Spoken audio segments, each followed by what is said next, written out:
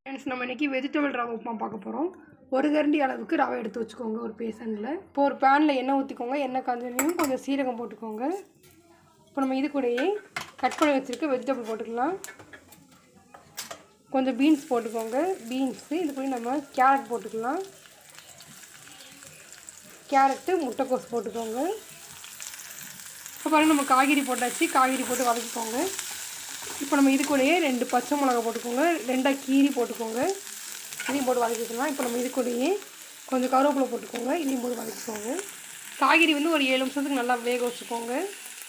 இப்போ நம்ம இது கூட தேவையான உப்பு போட்டுக்கோங்க. காய்கறிக்கும் நம்ம எடுத்து வச்சுக்கிற ரவைக்கும் சேர்த்து உப்பு போட்டுக்கோங்க. உப்பு போட்டு 7 நிமிஷத்துக்கு நல்லா வதக்கிட்டே இருங்க. பாருங்கள், நம்ம காய்கறி நல்லா வதங்கிடுச்சு. இப்போ நம்ம இது கூடயே 1 கிளாஸ் அளவுக்கு தண்ணி ஊற்றிக்கோங்க. இப்போ பாருங்கள், நம்ம 1 கிளாஸ் அளவுக்கு தண்ணி ஊற்றியாச்சு. தண்ணி நல்லா கொதிக்கட்டும். இப்போ பாருங்கள், தண்ணி நல்லா கொதிக்குது. இப்போ நம்ம எடுத்து வச்சுக்கிற ரவையை இதில் அப்படியே போட்டுருங்க. ரவையை போட மொத்தம் ஒரு கரண்டியை வச்சு கிளறிட்டே இருங்க. அப்போ தான் ரவை வந்து கட்டி சேராமல் இருக்கும். இப்படி மிக்ஸ் பண்ணிகிட்டே இருங்க.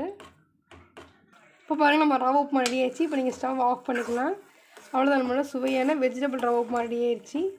நீங்கள் வீட்டை ட்ரை பண்ணி பாருங்கள். ரொம்ப டேஸ்ட்டாக இருக்கும். தேங்க்ஸ் ஃபார் வாட்சிங்.